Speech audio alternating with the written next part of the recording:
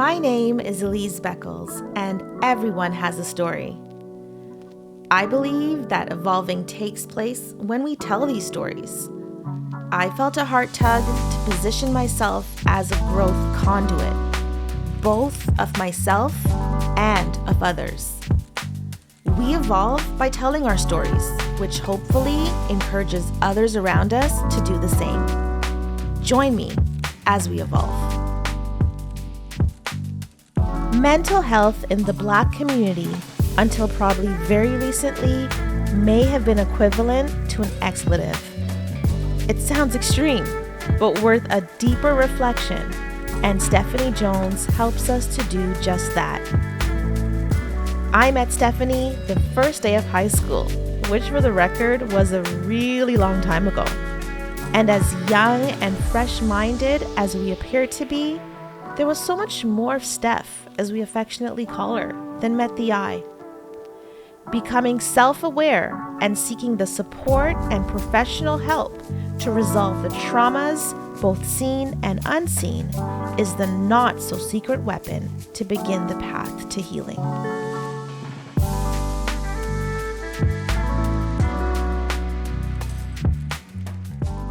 I am insanely excited to be sitting down with my friend, Stephanie Jones today. Steph, thank you so much for joining us. Thank you for having me. I'm excited. And when you use the word friend, I got emotional. I think I'm just emotional right now. But, we've known each other a long time. Yeah. I have so many fun memories of you from high school.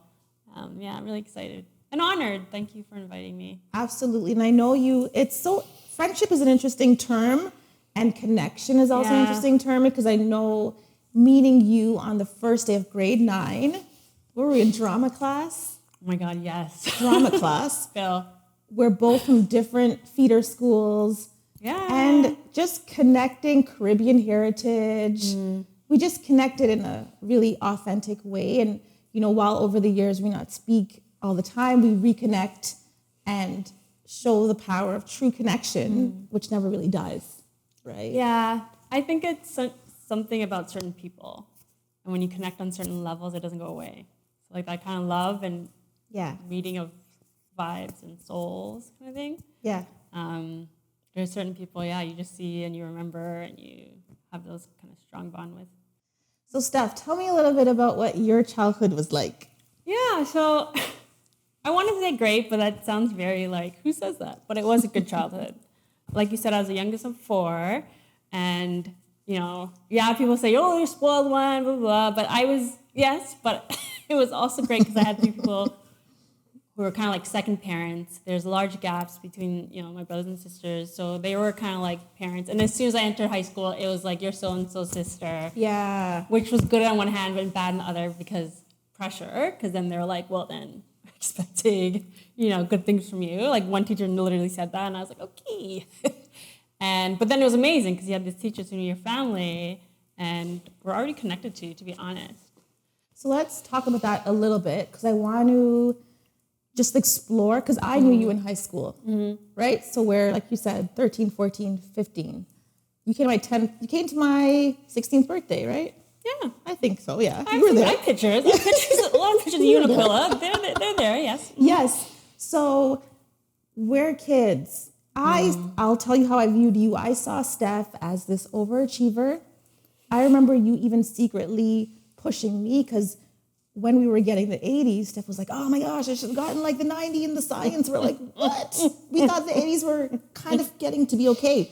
So you were kind of this scholar in my eyes, like always, wanting to do better. And I saw that as motivating. You're throwing in the word depression and anxiety at that time. What does that look like? Where does it come from? How do we notice it? Like, what was happening? Again, so many things to be said. So it started when I was about 15, 16. Some things happened in life, in my life. And that's kind of when it started. It's interesting you say that, because there are people I talk to when I say that. They're like, really? Like, even people who see me on LinkedIn at work, they're like, really? And I'm like, yes, really. Because you kind of, TV and media and people make mental illness seem like, you're in the psych ward, or you're like, in the back of the classroom, like.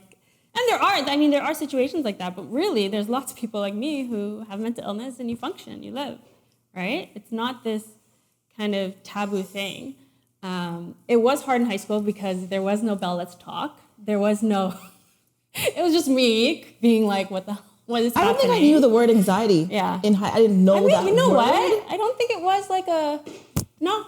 Right? It wasn't like it wasn't like it is now. But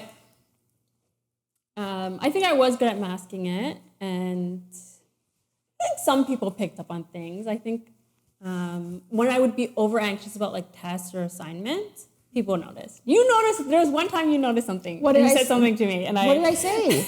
Can you remind me? I don't remember. I don't have that memory.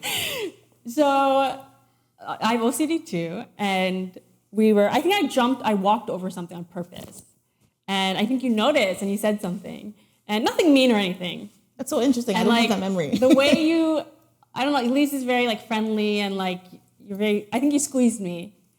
Like it was a loving moment. It wasn't a like, what are you doing stuff moment. It was just like a acknowledgement kind of thing. Like you saw it. It wasn't bad. It was actually a pretty good memory considering. You know what I mean? It's just interesting that you have that memory and in the moment, like I held you. Wow. Yeah. Okay. So, And we didn't exchange any words on it. It was just like I think you said something, but you were kind of joking, but at the same time you were conveying like an understanding. If that makes any sense. Like kind of like I know something's wrong, like you knew something was wrong, or you're kind of like trying to acknowledge it and comfort me, I think, in the same time. And maybe laugh a little bit, but it was a loving moment. I do remember it. Yeah. And I'm sure like this is happening with other people, they just don't realize. Yeah. And you have that memory, which is, I need a moment with that one. Yeah. Okay. I was very lucky, and I talk about that a lot when I talk about my experience in my life, because my support network has been massive. It is quite large, and I don't think everyone gets that. And when I speak about my depression, anxiety, I don't want people to feel like, oh, she did that and she only had her parents, or she did that and she only had a best friend, because that's not true. I had like 20 people, and then a million people who work in mental health that helped me. So I'm very cognizant of that. Because if it wasn't for them, I don't think I would have made it to like past 19, to be honest. Yeah. Okay. So you get to university and you get a therapist. What? Okay, no, correction. I had a therapist since I got sick. So at 15, I got a therapist. And it took a while to find a good one. The first one I went to, and I do like the story because I think it says a lot, is a psychiatrist. And she was much older. She wasn't Canadian. I think she was an immigrant, European. And when I told her how I was feeling, she was like, oh, you should be at prom dancing. Like, what do you mean? And then she's like, here's some Paxil, like, here's some drugs. And, what? Like, no, like, let's talk about it. Like, can we talk? Yeah, like, can you not feed me drugs? Right. So, again, proof decision, but it was the right decision. I didn't go on meds right away. And then I had, like, a Indian doctor, therapist for a while before Mac, and he was good, but I think because it was more about time and sorting things out and processing certain things is why I got better, and then I could move on, like not move on, but go to university and have that therapist at school. But I wouldn't have gone through Mac or made it through without the therapist I had. So what I want to say about you, Steph, I have observed how comfortable, how normalized you've made mental health conversations. So I want to celebrate you for that. Firstly, it's not easy. It's so brave to do that publicly. Okay, yeah. So it's so brave. It's funny people say that. I think because I've had it for so long, I talk about it so much. And it's not like everyone, their mama knows. It's not like I go to work and like prayed. But like, most people who are close to me know, like most family members know. But for me, it's been 20 years. So it's just part of my life. Like it's not something where I'm like, maybe in dating situations is the only one where maybe I wait a couple months and then I tell them when they're closer to me. But other than that, it's just, I don't know. It's just something like it's natural to me. I don't know. It's like a part of your story. Yeah.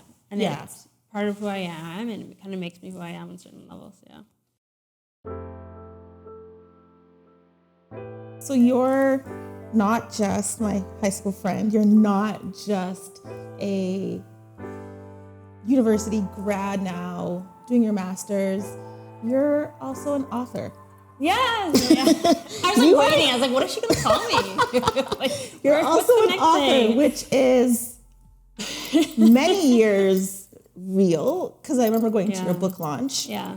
Reading your book, like, it is a bestseller to me. Just no one else knows. Like, Thanks. Reading it like it was the Hunger Games or something didn't put down. And I was like, Steph, you wrote this material? How did your book come about? Tell us about it, and even your plans for it. Yeah. You're like killing me with these comments. I'm just like, are you sure? It was so good. Let me read it. Are you sure? But yeah, gosh. So I say it's inspired by my journey with mental illness, because it is. There are parts of it that I do draw from my real life. The main character has depression, and even the medication she uses, I'm drawing from lived experience. Mm-hmm. And there are a lot of like close relationships that are about bonds and love and getting through things and what happens when you lose someone. So those are kind of themes, right? So let our audience know, what is your book called? It's called A Hidden Life. The website, actually, my website is jonesmentalhealth.com. I had to get the URL. Good for you. At the beginning of COVID, I was like, let me buy this. So, the website has everything on it. And that was a journey too, making that. But I'm excited. I think sometimes, you overthink things. For me, I just kept analyzing. I kept like, this isn't perfect. Oh, the website's not perfect. This page is. And honestly, I feel like a lot of successful people, they don't do that. They just they just go. Yeah, they're like, oh, whatever. We'll think about that later. Yeah. So I think it's time to just let go and start, putting feelers out there. And I really do think my position is very unique. Like, I don't think I know anyone who's like Black, young, has mental illness for that long, talking about it publicly, telling people like, these are things you actually need to know about mental illness that will help you in the system as well, right? And then I'm excited to do the Black series as well, because that will focus more on the issues we have within the community and things like intergenerational trauma and, how to deal with mental illness when your family's telling you get it together when really you need help. A lot's going on in the world right now, and I don't know if you remember, but there's a non-binary character in the book. Yes. I was ahead of my time. Yeah, you were so ahead of your time. I was reading it being like, non-binary? What? Like now, I'm like, guys, no one's gonna believe me. That was so interesting. Yeah. Again, that's another story I could tell you about. But I realized I need to be careful because I don't want to offend anyone. So then I started finding I needed someone who was expert in more about pronouns and gender than anything. So now I have someone looking over it. But then a third thing came up. And I say all this because I think it's fine to discuss it publicly, and also I want to be as honest as possible, and you'll see it in the book. But I never gave the main character a race. And there are other things, but I never gave her a race. I didn't even say like curly hair. I didn't say, anything, period, at all. And now I fear that people will be like, why didn't you make her Black? And I wrote like a new section in the afterward explaining why she doesn't have a race. Right? So I look forward to unpacking that. Trust me, that's like another thing. Because I didn't want to not address it. I think that's not me, and that's not smart, to be honest, to just throw it out there and let, you know what I mean? Yeah. Especially right now, and I don't want to do disservice to the Black community. But the short story of that explanation is I wasn't ready. I wasn't ready to unpack Blackness on top of mental illness, and West Indianness, so and much. I had to write half the book in patois. There's that's the thing, right? Like that's a project, and I wasn't ready for that. I just wanted to be heard. Period. Yeah. I didn't want to be heard as a Black girl. I just want to be like, hey, I'm a person with mental illness. So right now I have started the second book, and I think I'm going to dive into that. because I do think it's an important story and something obviously I have a lot to say about. Like mental illness and the Black community is not a picnic. Yeah. So Black community, mental illness, it's more than ever. I think people are speaking about it more, but I still think there's so much work to be done. So what do we do right now today that's tangible? Like, how do we even, like, if you want to understand it more, if you want to bring the conversation to the table where maybe, like, let's say in the Caribbean household, that wasn't a thing. How do we, as this generation, keep the conversation going? What do we do? So, goodness. Because when I've been speaking to students, I've been speaking to them about how to talk to your parents about it.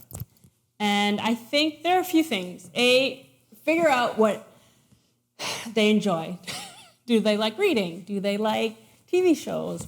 That's my advice is find a medium that you think will click with them and give them information. For me, it was academics and papers, so I wrote up papers. I'm like, here, Dad, here's a booklet on depression. You need to go read it.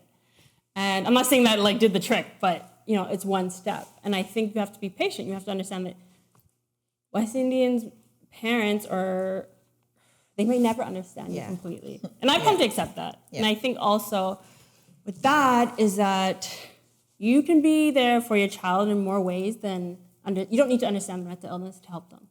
Great. That's so good. That's so good. Yeah.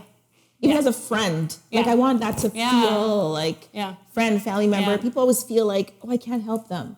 Yeah. But you're saying, you don't have to be like, I know what you're doing. Like, let's talk therapy. No. You just need to be there for them. And sometimes I think when I look back, I'm like, damn, some of my friends were strong because the things that I was calling them and I was like melting down and stuff. But, and some are better with that than others. But yeah, just being there for them. And I think with the West Indian parents, there's this theory in psych called Maslow's, probably saying it wrong, but it's a pyramid and it's about needs and development and what you need. And the base is like food and water, safety, and then the top is self-actualization. I think what you need to focus on is just getting the basics. So if you're a West Indian person, mother or elder, and your child or grandchild is struggling, what can you do? Can you cook meals for them? Okay. Can you help them with their bills? Can you make things easier for them so they can breathe and figure out their stuff? And don't say rude things when they talk.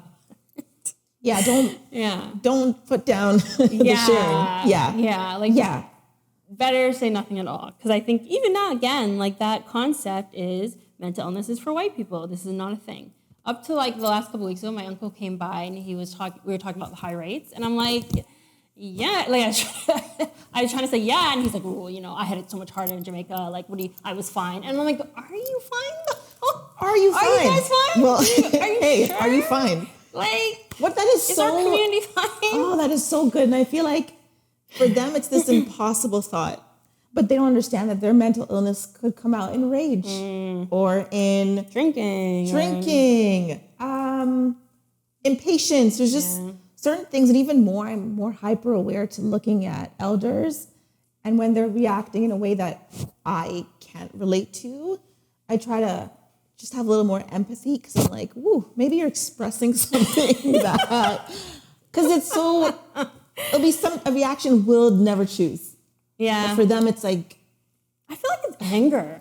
It's anger. And I mentioned it to some of my West Indian and African friends. And they're like, I'm like, it's just like grumpy anger. Yeah. And I was talking to my therapist about it. Why are you angry? Like, and I was talking to my therapist, actually, and she said she thinks it's fear. So in certain situations, they don't know how to help you with your mental illness. So it's fear, and then that turns into anger, which kind of makes sense. Because that is scary for your child to come to you and be like, I want it in my life, or I can't get out of bed. Of course. Any parent would be thrown. But again, you have to understand their history. They immigrated. They came here by themselves sometimes. They had to find a job. And I think about the racism they must have faced. Like, I know my dad tells me stories about my siblings and what it was like being a black father to black kids in school. But even for him to come to work, like, there's probably all sorts of trauma going on there. Yeah. So for them, it's like, I came here, I built you this life, I busted my behind. What's your problem? Yeah. You know? You should be totally fine. Yeah, like you should be happy. Yeah. Like You have everything. yeah. Yeah. But That is what's the story. funny though is that my dad used to this quote that I hated. He would say, if the house is on fire, the house is on fire. And I used to hate it. And he used to say it like when I was really not doing well, he used to say it. But as I got better, at certain points I understood what he was saying. Because what he's saying was that there's nothing you could do about the house. Like, get out of the house. So if you're struggling at school, take a break, come home. If your job is really pushing you to tears every day, quit the job. And obviously everyone can't do that, but you know what I mean? Like these things where it's like, I think he sees it more simplistic. When I'm crying and being like, oh, I don't have that, he's more like, guy, like eat dinner, relax, yes. Like you have options. And I get it. I do understand them, but I think also we're dealing with things they never were able to deal with because they didn't have the time or they didn't have the money or they didn't understand. They didn't have the understanding. So, Steph, what is next for you? Yes, What happens next for Stephanie Jones? Okay, so when I realized I had content, so it was things that nobody tells you about. Mm-hmm. So like how to find a therapist, why you should go to therapy. You know, everyone has this outdated, like you lie on a couch and like, you know, and all these like weird like hypnosis and all these weird things like picture and image in their head. And again, you know, all these movies where people are like, that's not the reality. And I think even something like being turned off by a therapist, for someone to see someone be like, oh, I don't want to go to that person because they're white, or I don't want to go to that person because it's a guy. Like, there's just so much to be said about the journey. That's a good example to me, and one I use because at Mac, my therapist was like this ginger, tall man. He had a long beard. Yeah. This was before beards were a thing. Yeah. And like, who would have think? Like, what's he gonna know about? How are we connecting? Like, but he was great. That's and good. That was my. That's cool. You know that he was, and I'd see him on campus, but we wouldn't be like, He would just kind of be like, yeah, you guys knew. Before my friends are like, who's that? And I'm like, just a prof you don't know. So my point there is like, you have to take chances. Like you can't be stush when I think it comes to therapists. I think it's fair if you're looking for someone who's Black, and there's value in that, but don't close a door on a certain kind of therapist because, you know, you don't think they can offer you anything. And I don't think other people understand too, there's different types of therapy. Sometimes you go in and you get like this golden nugget, life-changing moment, and sometimes you go and you cry and you feel great because you just cried and vented, and sometimes it's all right. Like sometimes yeah. And oh my that's God. So honest. I love that. So many things, Elise. Like even paying for it. Like there is sliding scales. There are new grads. Another thing for me is that because I like you're saying how I'm so open with it, I'm also very like I love people. Like, you know, like I want to hug everyone. Yeah. So like I talk a lot. But the thing is, and because our system isn't streamlined with mental illness and mental health, like it is the healthcare system, and you have to fend for yourself, you need to tell everyone you're having issues because you need that kind of web going out to find yourself the right treatment and the right therapist. Does that make sense? Yeah. Like there's so many points where I had a hookup because I asked somebody, you know, and then they're like, oh yeah, I know so and so. She'll give you it for this rate. Because you spoke up. Yeah, right? So that's another thing. And I know it's hard for people because who wants to tell everyone that, right? Yeah. But that's the truth. And, you know, the Canadian health system for mental health, you're really fending for yourself. It's not like you go and it's a rash and the doctor's like, here's a cream, or like, I know a specialist. It's not like that. It's like, you know, you're left to do on your own. And I think that can be overwhelming for people, confusing, you know, extra work. You're in a bad place already. Now you got to go find yourself help. So with all that content, I created workshops. So I went back to all my schools because that was important to me. And I did McMaster, George Brown, and Humber. And I actually also focused on the second half on student ambition and mental health because I graduated into the 2008 recession. So one of the things of my depression and anxiety was around like success and, you know, my salary and buying a house and, you know, having that kind of life. And, you know, I'm trying to prepare them for this huge change in the world. So I'm telling them how to prepare for it and some certain realities, because I think all of that ties into your mental health and your mental illness. So, Steph, I'm going to ask you a couple questions just to wrap things up, and feel free to respond or you feel most comfortable and however most authentic you feel about it, okay? You ready? Yes. Ready. All right. Give me. So let's start off with community is... First word is love comes to my head. Yeah. Great. I think you really have to have a love for your people, and it has to go beyond your family. You know what I mean? Like, when I think of my circle and my network, it's love. Because I think you have to love each other. That sounds like utopia, like nonsense, but it's the truth, right? Like, even what we were saying about our connection, the bond, like, you have to have some sort of love, whether it's love for people or love for what you're striving for.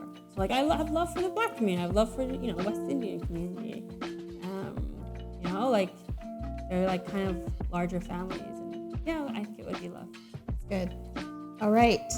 Happiness is Freedom.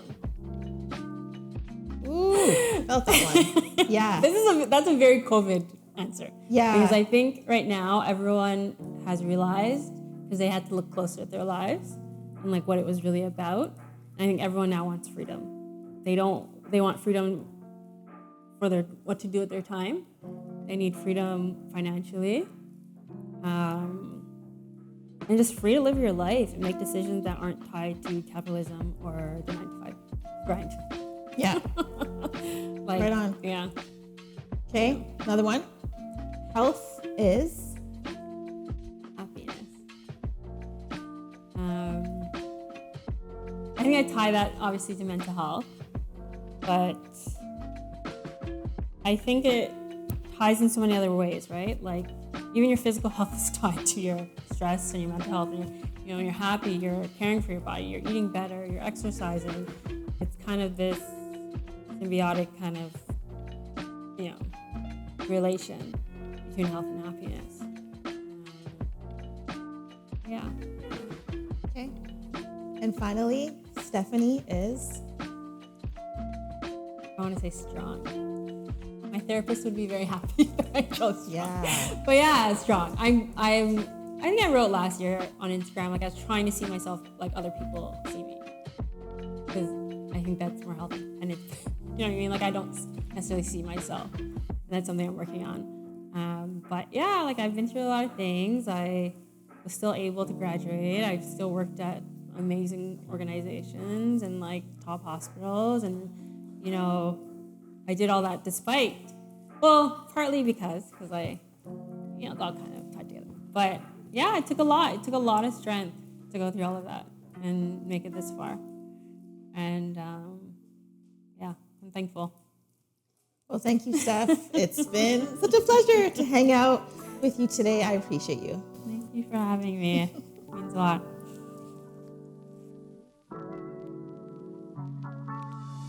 Mental health is exactly that, the health and well-being of our minds. Our minds, which are at the center of who we are.